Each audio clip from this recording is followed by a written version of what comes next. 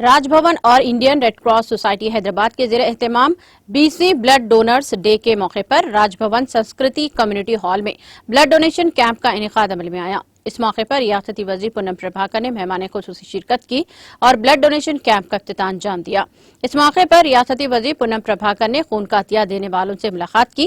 اس موقع پر مانا کنڈرو کے رکن اسمبلی کے Satya Narayana, red cross society کے چیئرمین اجے مشرا IAS، راج بھون کے principal secretary B Venkatesham, principal secretary محکمہ صحت کرسٹینا Z چانکیٹو اور commissioner medical health family welfare RV Karnan اور ریڈ کراس سوسائٹی کے CEO مدن موہن راؤ اور دیگر نے شرکت کی۔ اس موقع پر منعقدہ پروگرام سے خطاب کرتے ہوئے ریاستی وزیر پونم پربھاکر نے کہا کہ خون کا عطیہ دینے کے لیے حوصلہ افزائی کرنے والی تنظیموں کے لیے ایک تہنیتی پروگرام منعقد کیا جا رہا ہے۔ انہوں نے خون کے عطیہ کے عالمی دن کے عوام کو مبارکباد دی اور کہا کہ خون کا عطیہ ایک عظیم پروگرام ہے۔